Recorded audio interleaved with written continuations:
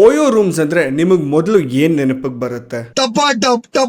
ಆದ್ರೆ ನನಗ್ ಮಾತ್ರ 19 ವರ್ಷದ ಒಬ್ಬ ಹುಡುಗ ಬಿಸ್ನೆಸ್ ನ ಹೇಗ್ ಸ್ಟಾರ್ಟ್ ಮಾಡ್ದ, ಅವನಿಗೆ 16,000 ಕೋಟಿ ನೆಟ್ವರ್ತ್ ಹೇಗಾಯ್ತು ಅನ್ನೋ ಕತೆ ನೆನಪಿಗೆ ಬರುತ್ತೆ. ಕಡಿಮೆ ಇನ್ವೆಸ್ಟ್ಮೆಂಟ್, ಯಾರದೇ ಸಪೋರ್ಟ್ ಇಲ್ಲ, ಶ್ರೀಮಂತ ಕುಟುಂಬಕ್ಕೆ ಸೇರಿದಂತಹ ಹುಡುಗ ಅಲ್ಲ.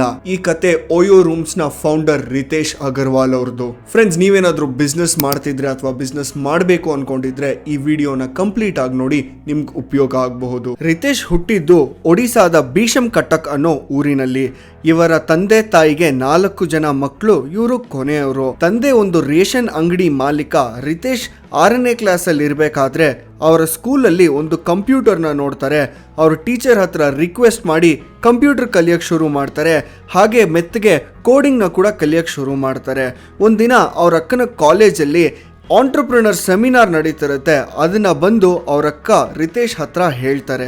ರಿತೇಶ್ ಅಗರ್ವಾಲ್ಗೆ ಹಂಗಂದ್ರೆ ಏನು ಅಂತಾನೆ ಗೊತ್ತಿರಲಿಲ್ಲ. ಆ ಆಂಟ್ರಪ್ರಿನರ್ ಅನ್ನೋ ವರ್ಡ್ ತುಂಬಾ ಇಷ್ಟ ಆಗಿತ್ತು. ಆದ್ರಿಂದ ಡಿಕ್ಷನರಿ ತೆಗೆದು ಅದ್ರ ಮೀನಿಂಗ್ ನ ಹುಡುಕ್ತಾರೆ. ಅವರಿಗೆ ಸಿಕ್ಕಂತಹ ಮೀನಿಂಗ್ ವಾಣಿಜ್ಯೋದ್ಯಮಿ. ಆವತ್ತಿಂದ ರಿತೇಶ್ ಡಿಸೈಡ್ ಆಗ್ತಾರೆ, ನಾನು ಆದ್ರೆ ಆಂಟ್ರಪ್ರಿನರೇ ಆಗ್ಬೇಕು ಅಂತ. ಒಂದು ಕನಸು ಕಾಣೋದು ಎಷ್ಟು ಮುಖ್ಯನೋ ಅದ್ರ ಮೇಲೆ ಕೆಲಸ ಮಾಡೋದು ಅಷ್ಟೇ ಮುಖ್ಯ ಆಗತ್ತೆ. ಆವತ್ತಿಂದ ರಿತೇಶ್ ಏನ್ನ ನೋಡಿದ್ರು ಒಂದು ಬಿಸ್ನೆಸ್ ಐಡಿಯಾ ಸಿಗಕ್ಕೆ ಶುರು ಆಗುತ್ತೆ. ಅವ್ರಿಗೆ ಬಿಸ್ನೆಸ್ ಐಡಿಯಾ ಸಿಕ್ಕಿದಾಗೆಲ್ಲ ಅವ್ರಿಗೆ ಇನ್ನೊಂದು ನಾಲೆಡ್ಜ್ ಬೇಕು ಅನ್ಸುತ್ತೆ. ಅದೇ ಸೇಲ್ಸ್ ನಾಲೆಡ್ಜ್. ನೀವು ಬಿಸ್ನೆಸ್ ಮಾಡಬೇಕು ಅಂದರೆ ಸೇಲ್ಸ್ ನಾಲೆಡ್ಜ್ ಅಥವಾ ಎಕ್ಸ್ಪೀರಿಯನ್ಸ್ ತುಂಬ ಮುಖ್ಯ ಆಗುತ್ತೆ. ಆಗ ರಿತೇಶ್ ಏರ್ಟೆಲ್ ಸಿಮ್ ಕಾರ್ಡ್ಗಳನ್ನ ಸೇಲ್ ಮಾಡಕ್ ಸ್ಟಾರ್ಟ್ ಮಾಡ್ತಾರೆ. ಸೇಲ್ ಮಾಡ್ತಾ ನಾಲೆಡ್ಜ್ ಎಕ್ಸ್ಪೀರಿಯನ್ಸ್ ಎರಡನ್ನೂ ತಗೊಂಡು ಅಷ್ಟರಲ್ಲಿ 12th ಸ್ಟ್ಯಾಂಡರ್ಡ್ ಕೂಡ ಮುಗಿಸ್ತಾರೆ. 12th ಆದ್ಮೇಲೆ ನಾನು ಬಿಸ್ನೆಸ್ ಮಾಡ್ತೀನಿ ಅಂದ್ರೆ ಯಾವ ತಂದೆ ತಾಯಿ ತಾನೇ ಸುಮ್ಮನೆ ಇರ್ತಾರೆ ಹೇಳಿ? ರಿತೇಶ್ ಅಗರ್ವಾಲ್ ಅವರ ಮನೆಯಲ್ಲೂ ಅದೇ ನಡೀತು.